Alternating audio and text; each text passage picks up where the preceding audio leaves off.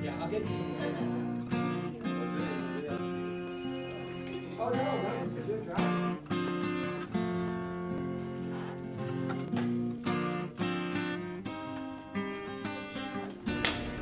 Are you Hispanic or Latino or not? No.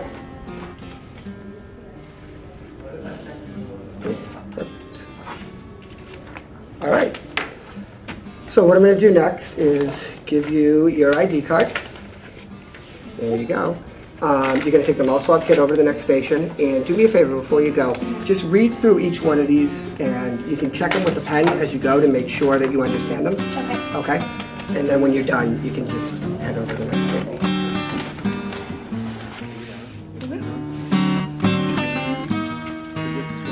Up and down on one cheek, you want with the cheek cells for about like 5.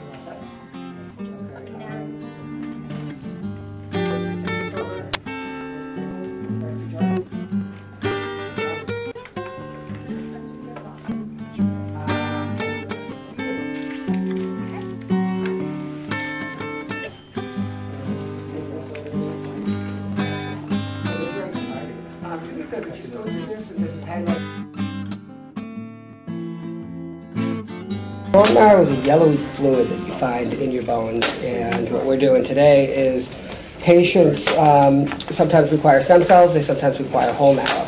So we're looking for donors today to come on and join the registry. Patients with leukemias, lymphomas, sickle cell disease, things like that, and oftentimes a bone marrow transplant is the only thing that's going to keep them alive.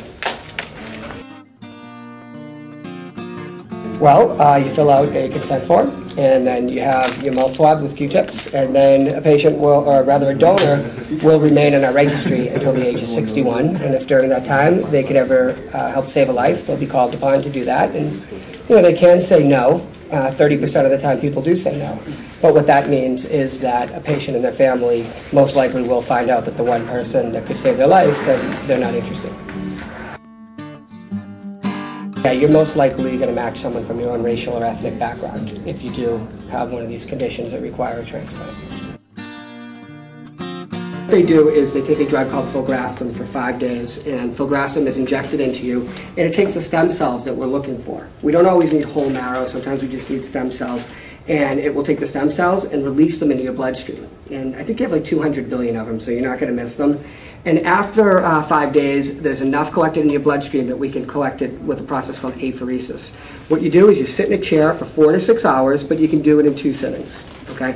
And a needle goes into your arm, and the blood comes out, and the blood is filtered through a machine, and the machine very simply keeps the stem cells that are going to give someone a chance at life and filters your other blood into your other arm.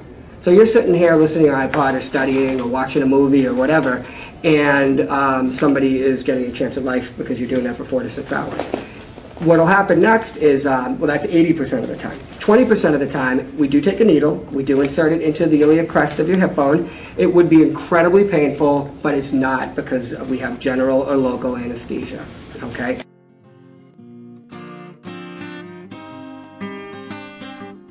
You go to marrow.org and you can look up a nearest drive to you. You can look it up very easily by your zip code, or you can join online.